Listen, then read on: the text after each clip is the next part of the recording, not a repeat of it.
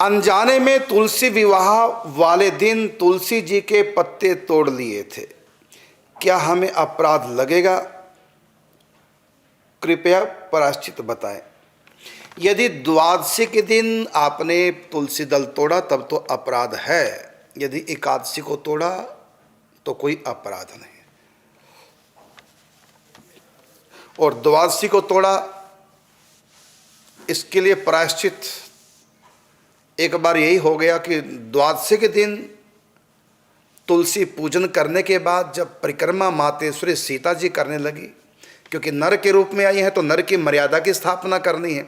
यद्यपि वो स्वयं ही भगवती हैं, लेकिन फिर भी नर की मर्यादा में एक शिक्षा देने के लिए तो भगवती मातेश्वरी सीता जी जब द्वादशी के दिन पूजा उपरांत जब परिक्रमा करने लगी तो उनकी साड़ी का छोर तुलसी से लग गया और उससे एक पत्ता टूट के नीचे गिर गया।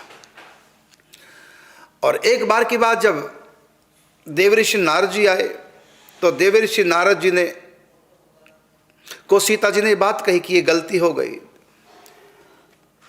इसका प्रायश्चित क्या है? द्वादशी के दिन हमने दल तोड़ा, इसका प्रायश्चित क्या है?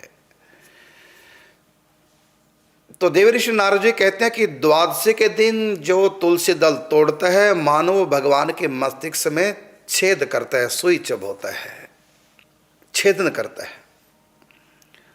इतना बड़ा अपराध है। प्रायश्चित क्या है? मातेश्वरी ने पूछा तो देवऋषि नारद जी ने कहा प्रायश्चित यही है कि आप इस पत्ते को दोबारा लगा दें। और ऐसा हो नहीं सकता, पत्ता टूटा डाल से ले गई पवन उड़ाए, अब के बिछड़े ना मिले दूर परेंगे जाए, तो टूटा पत्ता तो दोबारा लग नहीं सकता। अर्थात इसका कोई प्रायश्चित नहीं है, अपराध हो गया तो हो ही गया। तो सीता जी ने कहा कैसे लगेगा, प्रकृति के नियम के विरुद्ध है। तो देवऋषि नारद जी कहते हैं आप उत्तम पतिव्रता है, पतिव्रता नारी क्या नहीं कर सकती? अपने तपोबल से। आप पतिव्रता हैं तो आप अपने तपस्या के प्रभाव से दल दोबारा लगा सकती हैं, संकल्प के द्वारा।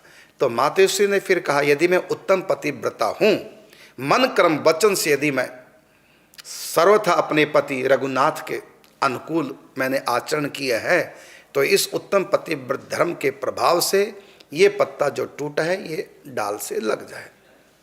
लेकिन नहीं लगा। तो नारद जी ने कहा माते आपके पतिव्रत धर्म में कहीं ना कहीं कोई त्रुटि है।